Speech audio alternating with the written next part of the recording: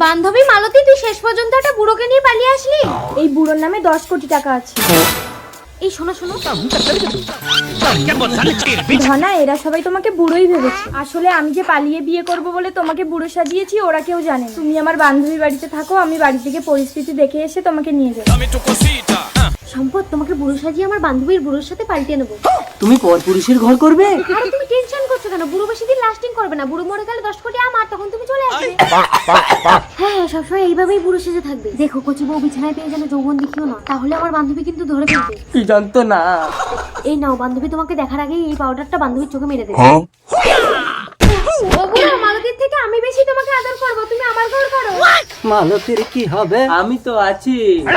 কিষানা তো টাকার লোভে বুড়ো ছেলে নিজের বউকে আমার। ও দাদু, অত ভাবার সময় নেই। মালতী আসার আগে তোমাকে পাল্টে নিতে হবে, চলো। ওই বুড়ো, কিছু করবি না বলে দিচ্ছি। কি হয়েছে ধনা? ওরে বাবারে, আমি তো চোখে কিছু দেখতে পাচ্ছি না। তোমাকে তো কচি কচি দেখাচ্ছে কেন? আমার উপরটা বুড়ো হলেও ভেতরটা তো কচি। হ্যাঁ হ্যাঁ, জানি জানি, চলো বাড়িতে মা মেনে নিয়ে আসবে। মা, তার আগে তুমি যদি ইন্ডিয়া পতাকাকে ভালোবাসো তাহলে ভিডিওতে একটা লাইক করো, আর তুমি যদি আমার মতন বাংলাদেশি পতাকাকে ভালোবাসো তাহলে ভিডিওতে লাইক সাবস্ক্রাইব করো, আর তুমি যদি এই দুইটার ভিতরে একটাও না করো তাহলে আমি বুঝবো তুমি এই দুইটার ভিতরে একটাকে ভালোবাসো না।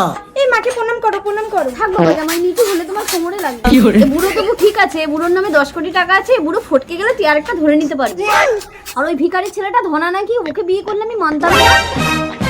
এই চলে এসো, আজ আমাদের ফুল সাজি। সে বয়স কি আর আছে? থাক থাক, ঘরের ভিতরে আর বুড়ো সাজতে হবে না। এবার আসল রূপ ধরে খাটে উঠে এসো। আসল রূপ মানে? আরে ধনা, তোমাকে মা মেনে নেবে না বলে তোমাকে আমি বুড়ো সাজিয়েছি।